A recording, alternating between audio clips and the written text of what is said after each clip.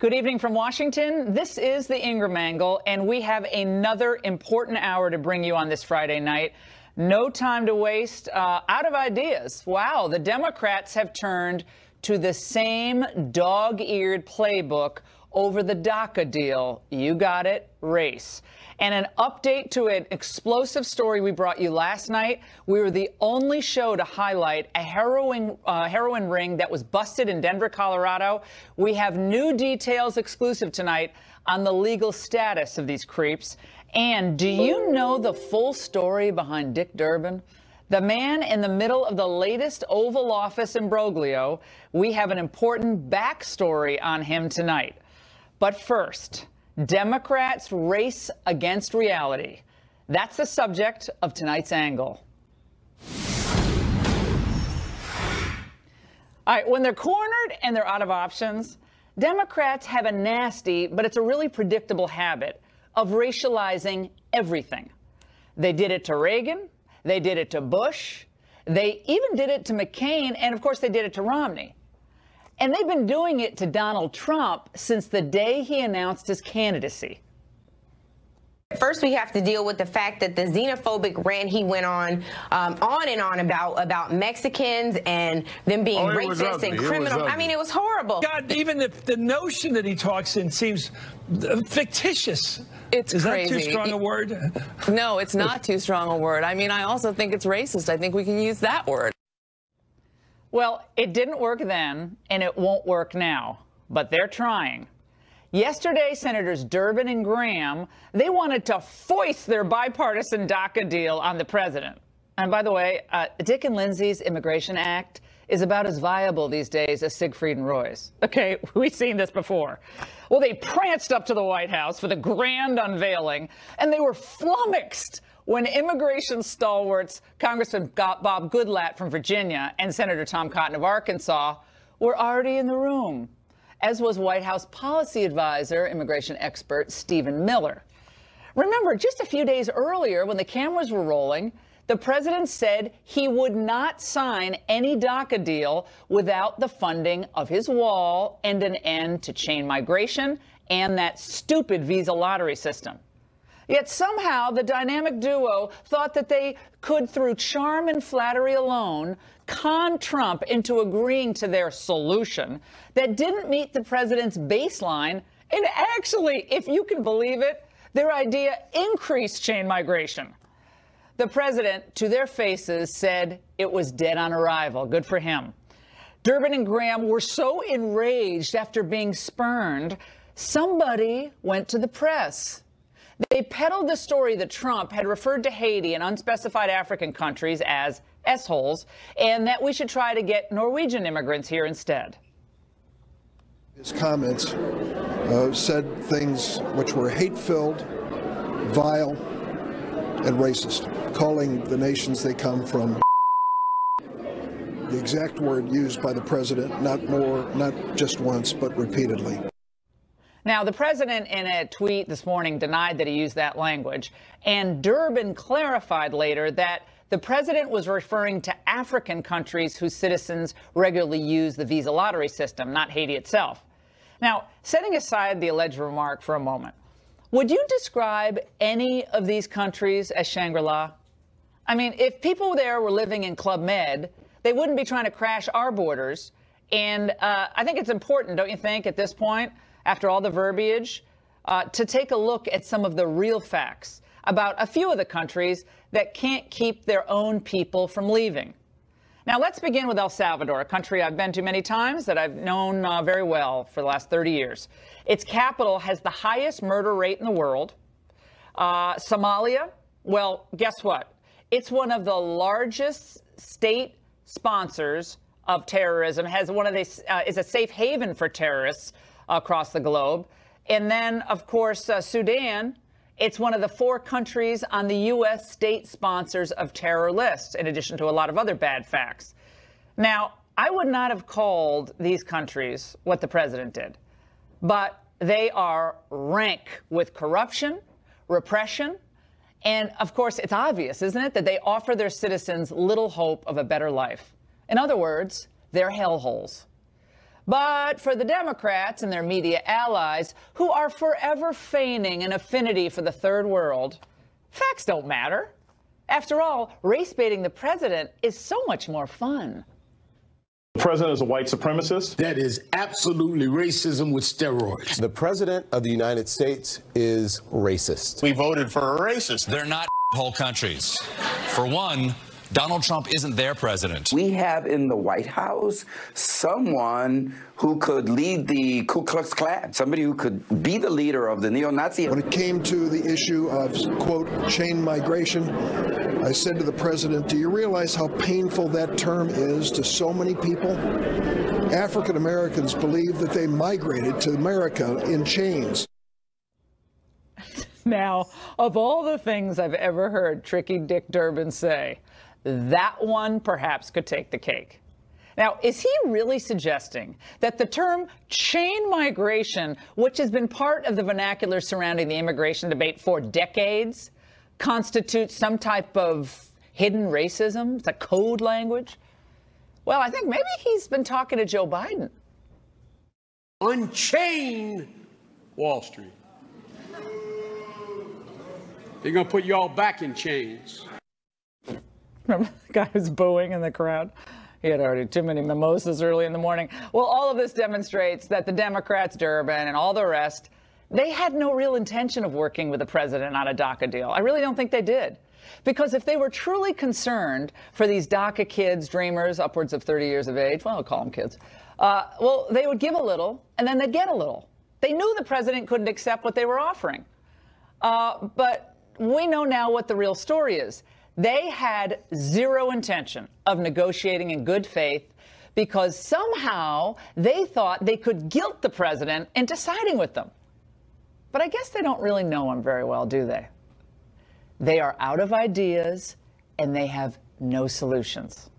The race card is the only one they have left to play. But look, despite the racial smears, the unfairness of it all, look at what Trump has already done for Black America. Black unemployment is at its lowest level since the Bureau of Labor Statistics started reporting the data back in 1972. It's at 6.8%. You know what it was in the middle of Obama's first term? 16.8%. Black family income fell by more than $900 per family during the Obama years. Fell. Just in the first 8 months of the Trump administration, Black family income has risen by more than $1,000. I'll take that direction any day of the week. With Chrysler now announcing plants moving from Mexico to the United States, the stock market booming and wages rising across the country due to Trump's tax cutbacks, America will thrive. Listen to Gary from Texas, a caller on my radio show this morning who expressed, I bet, how a lot of minorities really feel about this manufactured controversy. Were you offended by what you heard the president say as an African-American man? Not at all. He's trying to fight for this country and give black people opportunities to get off these streets. We can't do it if we keep bringing folks all over the world with problems in that country. That doesn't mean we have to bring them over here and come into our city and then push our people back.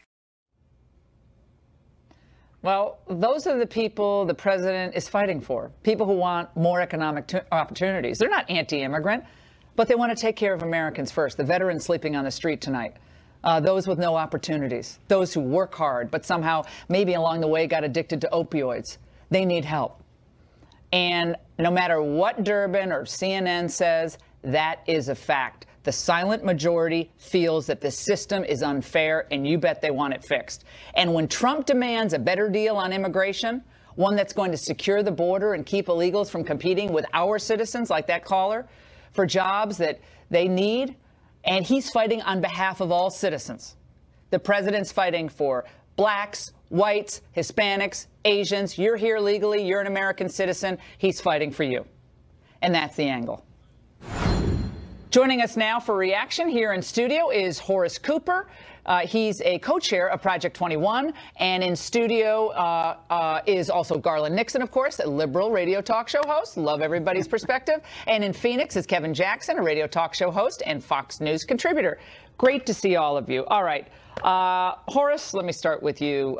Your reaction to what's happened over the last 24 hours. The president has in good faith said, all right, we'll give protection to 800,000 people here. They were brought illegally, most of them, of course, of children. And he said, but these are the things we need. These are the things that I campaigned on, we've got to do. And then you saw what happened. FDR famously said that all we have to fear is fear itself. The New Democrats, all they have to offer is race itself.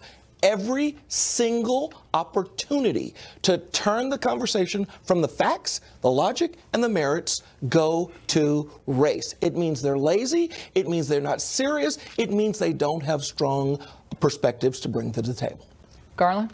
Well, over the last 24 hours, here's what I see. It appears to me that Donald Trump has very clearly converted the GOP into the party of David Duke and Richard Spencer. And now, the people that I talk to on the street in the black community see the GOP as the Confederacy. I think that the grassroots movement are gearing up. And the fact of the matter is, I think Republicans may feel good, but they weren't paying attention to what happened in Virginia. And they're going to pay a dear price. Kevin, I'll let you get into it just a second. Let me stay on this for a second. Okay. I just listed the facts of what's happening in the American economy.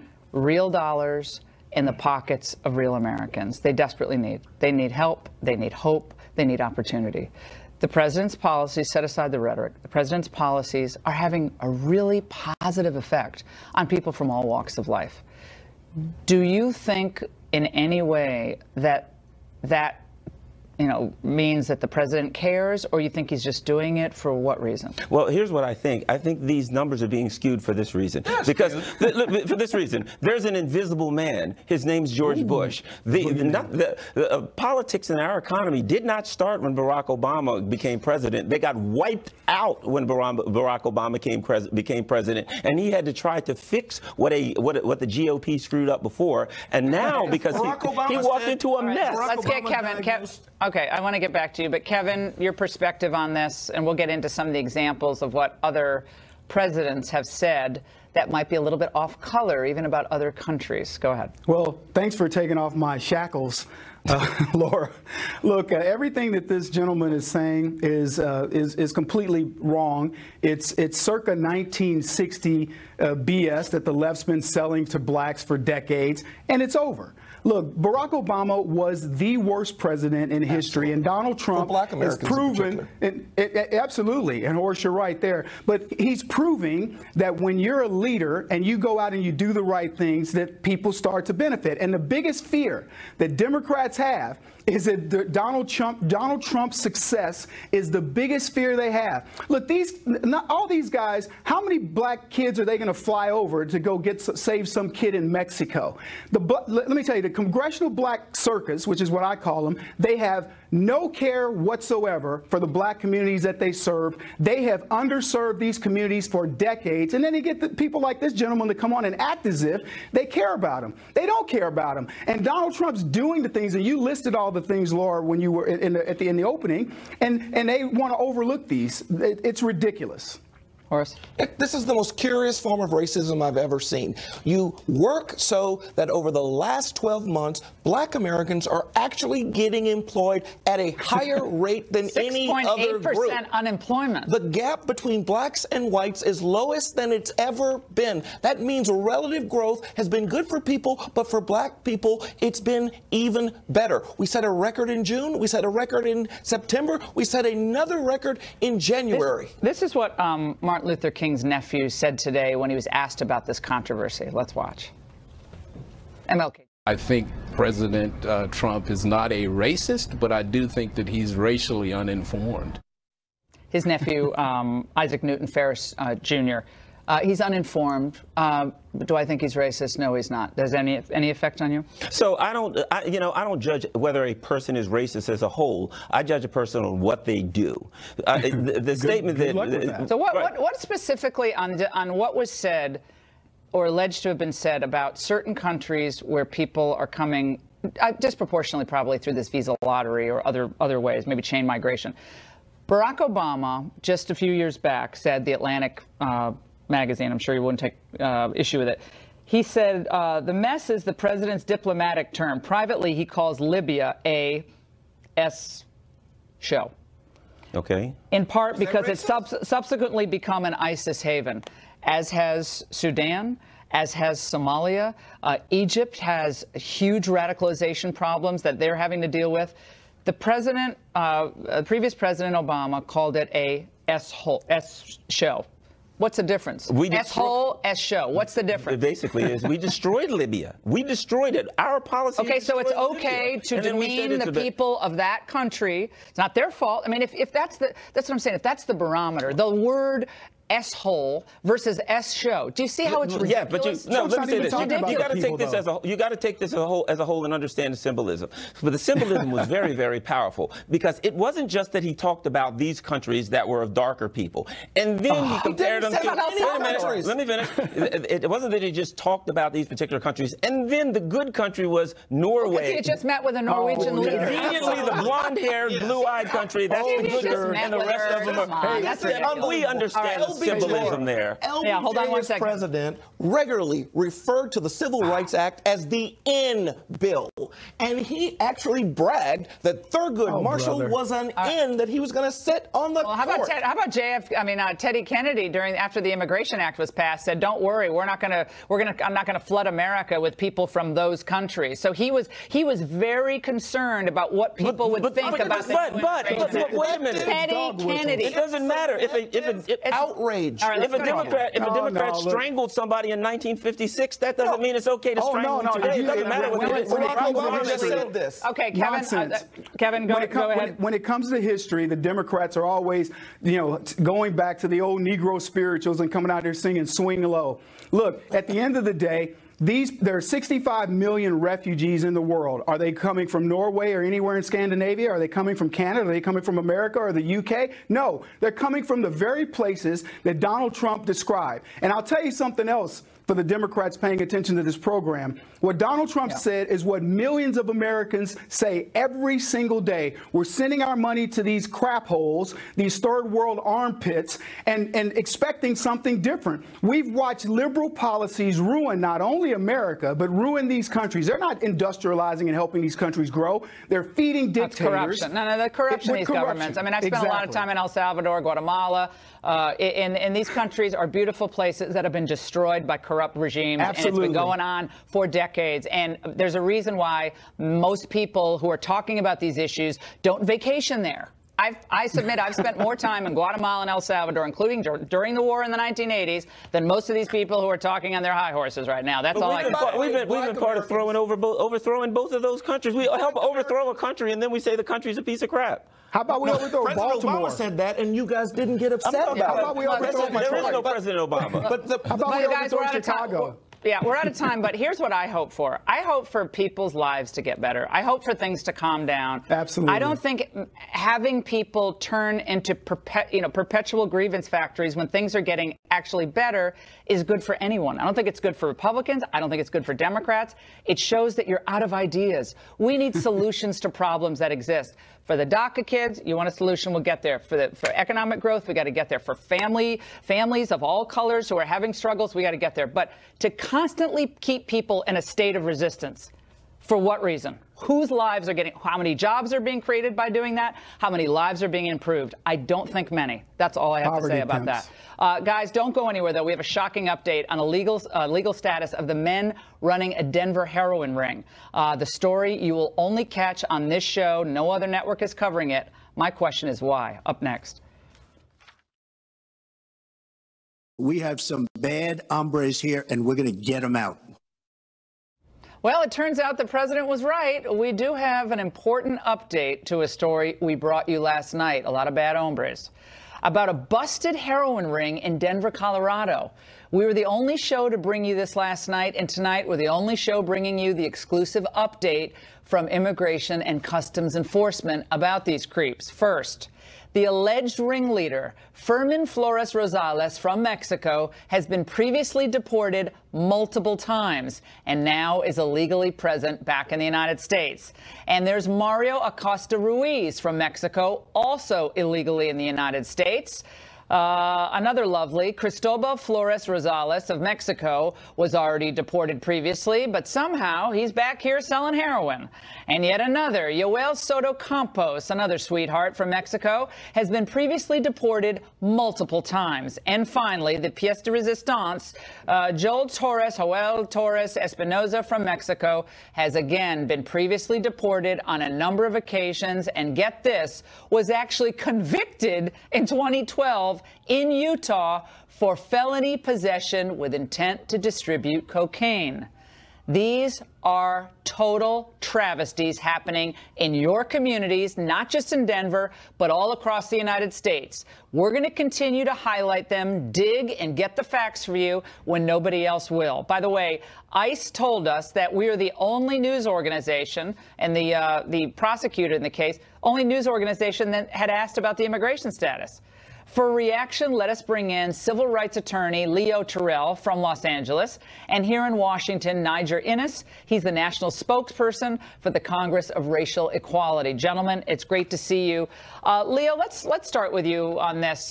We're going to be highlighting these cases throughout the next several months on this show because, for some reason, most mainstream media outlets leave those little facts out. They're inconvenient facts for people who believe we should be much more generous with our immigration policies and so forth.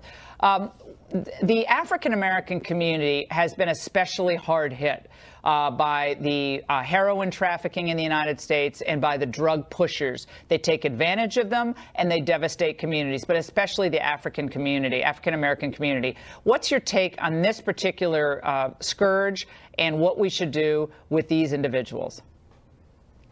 6 bad guys who should not be in the country. I grant you that. But let's just isolate this situation. You want me to broad stroke these 6 guys as being the responsibility for drugs in the African-American community? I won't go there. But I will sit here and give you that we got 6 bad guys. They shouldn't be in the country.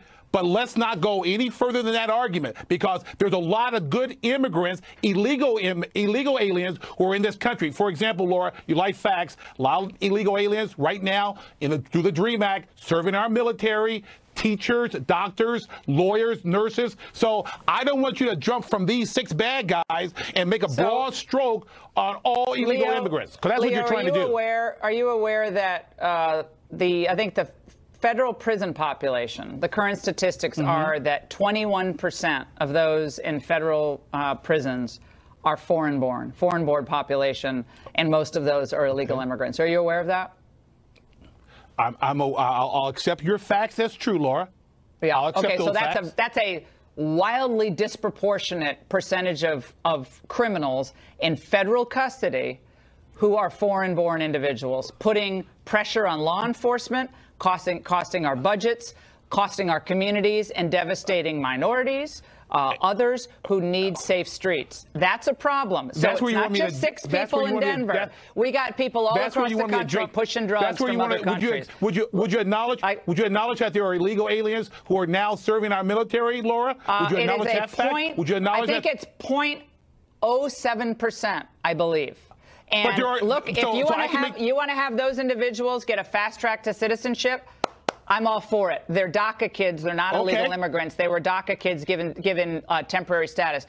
Niger, I want to go to you because that's the line that you always hear every time you bring up a scourge of drugs, murders, abuse of children. They always say, yeah, but other people do that too. Or there are good people. Of course there are good people who are illegal immigrants. Absolutely. Sure. But if one American of any background is brutalized at the hands of an illegal immigrant who shouldn't be here, whose fault is that? That's right. The victims?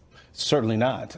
Fact is, Laura, I actually agree with Leo. I'm going to shock you, shock him too, in that no, it is not just these 6 individuals that are craven criminals that not only prey on black communities and brown communities, but immigrant communities. Some of those nice illegal aliens and immigrants that are in our country, good folk, are trapped by a lot of these folk and by the industries. But even worse than these particular criminals are the politicians who play games with immigrant community the same way the progressive politicians have played with the black community for decades. I'm talking about people like Jerry Brown.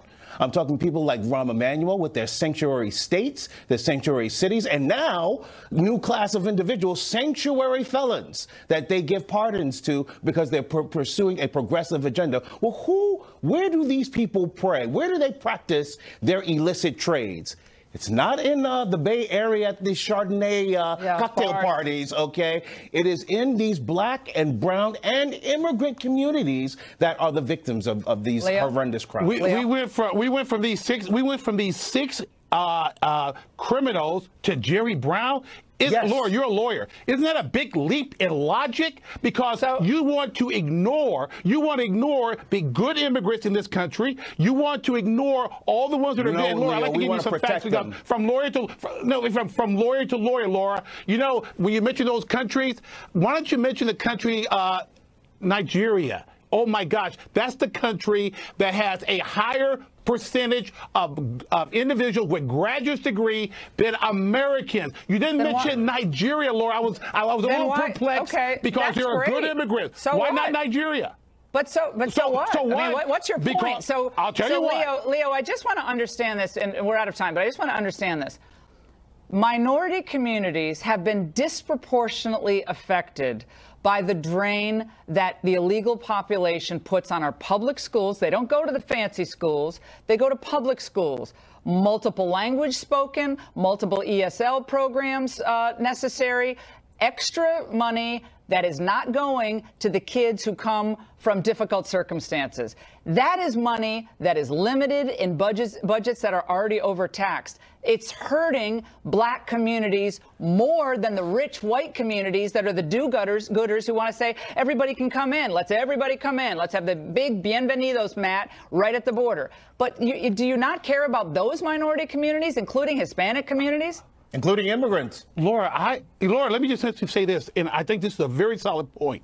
I do care about my own community. That's why I'm a civil rights attorney. But Lord, there are Democrats and Republicans that like Lindsey Graham, like Congressman Ryan, who believe that these immigrants should remain in the country.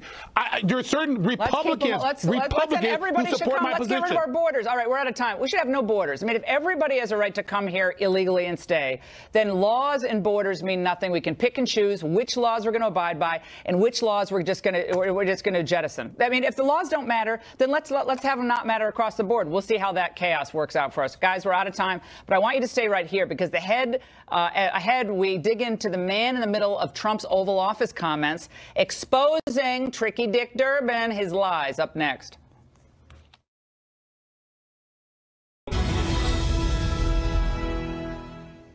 All the focus is on the president's remarks about S-hole countries, but one simple question. Can we really trust anything said by Senator Dick Durbin? Come on. Even the Obama White House called out Durbin for inventing a quote denying the Democrats' claim in 2013 that a GOP House leader told the president, quote, "I can't even stand to look at you," close quote. Obama's press secretary at the time, Jay Carney, responding, "I looked into this and spoke with somebody who was in that meeting, and it did not happen." And here's a look back at another shocking statement from the Illinois senator. If I read this to you and didn't tell you that it was an FBI agent describing what Americans had done to prisoners in their control, you would most certainly believe this must have happened by Nazis, Soviets in their gulags, or some mad regime, Pol Pot or others.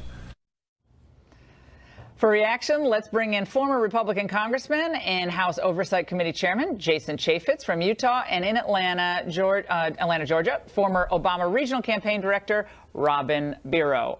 Robin, let's start with you on this. I remember back in 2005 that Dick Durbin comment about our troops because my producer at the time, Lee Habib, was watching. I think it was C-SPAN. I think it was at night. And he calls me and he said, "Did you just hear what Dick Durbin said? He's describing our guys like Pol Pot, Nazis." And he ultimately had to come out and apologize. But that statement, I can't imagine ever making a statement about the U.S. military such as that. That one statement told me more about Dick Durbin than anything else that you can point to about something that Trump said about certain countries that send a disproportionate number of lottery visa holders to us. Your reaction? My reaction? Well, I appreciate you bringing up that statement. I'm a veteran Army Ranger from the 75th Ranger Regiment. I had the honor of serving. So, you know, I was very much offended by that statement. Politicians say the darndest things. And Donald Trump is now a politician, and he is one of those people saying just the most absurd, ridiculous things. Do you think Somalia, Sudan, and other countries that send people here or that send their people fleeing, do you think they're paradise? Do you want a vacation there? I mean, tell me what you're offended by. Are you talking about Donald Trump's comments from yesterday? Yeah. Oh, I'm sorry. You were talking about Durbin. But yeah. What's your thought about those countries? Well, my thought is just the recklessness that he uses when he says these things. My main concern, as a veteran, I've got a lot of friends that are Trump supporters. I'm concerned because that statement, however you cut it, came out as overtly racist to a lot of people. Overtly? There are so many friends of. There are so many. To say a country came out that way. It came out that way because the media wants to fulfill its narrative. I go to Jason on this. Jay, hold on one second. We'll get back to you. Jason, they've been playing the race card over and over again. I submit they're out of ideas. Your reaction? No, I think that's right. And pardon my voice here, fighting a little sore throat. But no, it's the only thing they have. Look, there were 6 members of Congress in that room. There's only one Democrat, and only the Democrat is saying that this has happened. And I think it's highly suspect when Dick Durbin, who has a history of doing this, I mean, he said he used this card on Republicans before, was absolutely wrong. And I think it was a German philosopher, Nietzsche, who said, I'm not upset that you lied to me. I'm upset that I can never trust you again. And that's the reputation that Dick Durbin has earned in this situation. And it's just absolutely wrong what he's saying when the president is saying, no, that didn't happen. Oh, and all the great results for the African-American community as well. Gentlemen, sorry the segment's short, but by the way, Trump is defying the experts again. The latest great news for the economy, as well as the latest hypocrisy from the Hollywood Me Too crowd. Up next.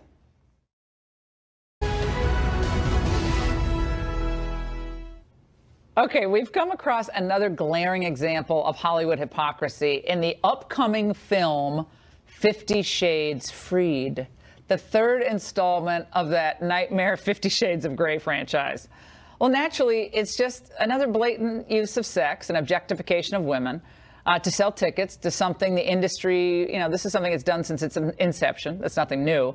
But check out the catchphrase for the marketing campaign for the new flick.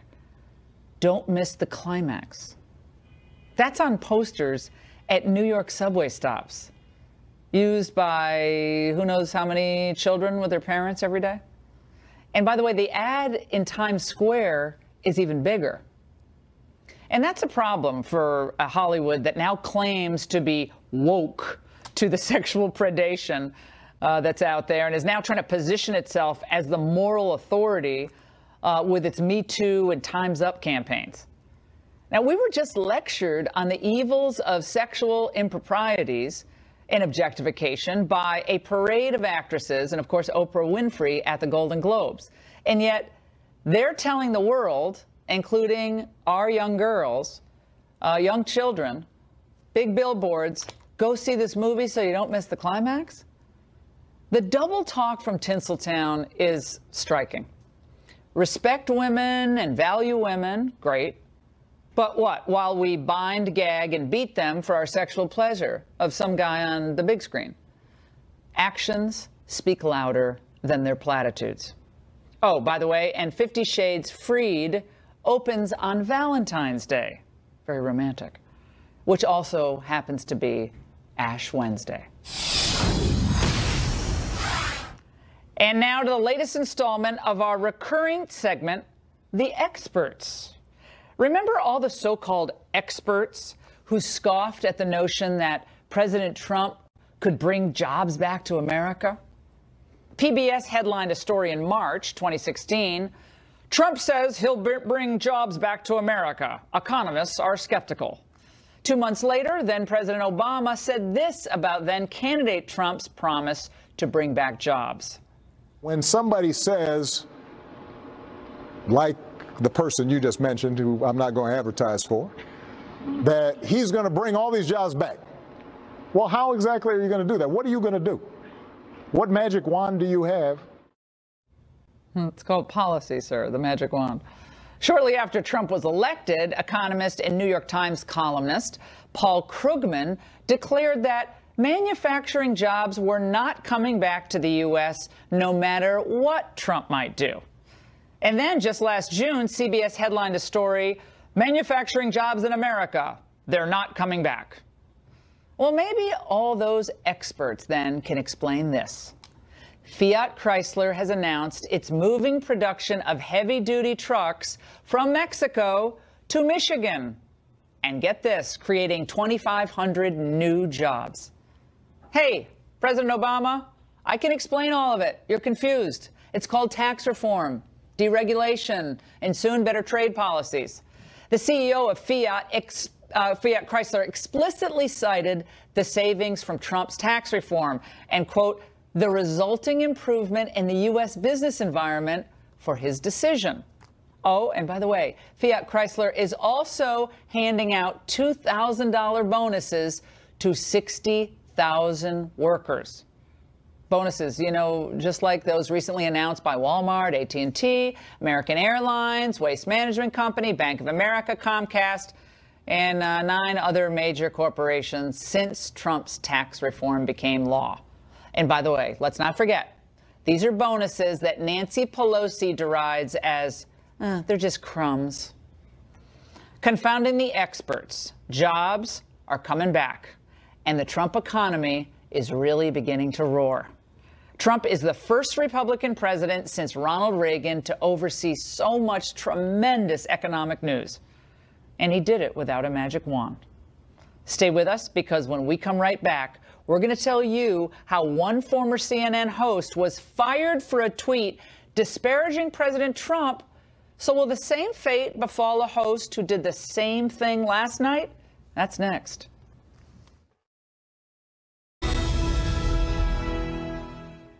Here's a simple question. Is CNN somehow anti-Muslim? Is that fair to even ask that question? Well, how else would you explain this? The network fired Islamic religious scholar Reza Aslan for calling Trump a piece of S on Twitter. On Twitter, mind you. So why no real reaction from CNN anchor Chris Cuomo for essentially doing the same thing last night on TV? The president is just showing you who he is. This is who he is, okay? We sum it up in a word, okay? There it is. This is the gift that he decided to give the American people. Well, he wrote the word S-hole, and he's a lefty in more ways than one. Here to react is Fox News contributor, my friend, best-selling author, radio host extraordinaire, Tammy Bruce in New York. Tammy, I'm a Southpaw also, so not all of us. Yes, indeed. I've not written that word yet today, so. Very creative then, left-handed, yes. Very creative. So, Tammy, that Reza Aslan axed on Twitter, Chris Cuomo does it on his show, and no big deal. Well, look, and not even by the end of the day yesterday, Laura, CNN had said it 36 times in relationship, of course, to the president. So that was one of the more mundane ways of doing it. But it was remarkable. I guess if you had the sound down, Chris Cuomo wanted you to at least know what he was saying, right? But this is what's remarkable, and you really put it well in your previous segment. This is a meltdown of epic proportions. It's fabulous to watch. It's hysterical. I mean, this is a reaction to the extraordinary economic news. They know that Americans' lives are better. And as a result, I mean, Alison Camerata earlier in the day also broke down in tears. Weeping. This is so far beyond the Edward R. Murrow days and Walter Cronkite. This is what they're doing. Look, CNN is doing badly in the ratings. There's a reason. I don't think audiences, liberals or conservatives, they don't want to be treated as though they're children. And that's what you see there at CNN. Now, of course, Chris Cuomo is fine. There clearly was a network, at least discussion or guidance that this was acceptable because everyone was doing it. It's disgusting. Yeah. It's disgusting and it's disrespectful. And if you said anything like that about Barack Obama, forget it. You'd never work again. Remember when that Joe Wilson, that congressman, yelled out, "You lied"? Just lie. Yeah. They went crazy when he did that. I want to play something for you. This is, speaking of Haiti, we're mentioning these countries that, send people fleeing their shores because they're so corrupt. Right. We went down, one of our producers, Kayvon Ashari, went down to Little Haiti today in New York and asked about Trump versus Clinton and who would be better. Let's watch. Is Donald Trump worse or is Hillary Clinton worse for Haiti? Hillary Clinton is worse. Why? Why? Because she put someone in power that doesn't fit at all. The guy did not even want to be president. What's his name? His name is Sweet Mickey, and he tried to give Mrs. Clinton brother, some go ahead to mine our gold, our copper. What about the Clinton Foundation after the earthquake raising money for Haiti? Do you think that money that they raised made it to the Haitian people? No. Tammy, 10-second response. Yeah. Look, these people fled a country that they know is in horrible condition, has failed them. They know the president is right. Yeah. They're in America for a reason. So I think we're on the right track here. All right, Tammy Bruce, thanks so much. We'll be right back. You don't want to miss this photo coming up.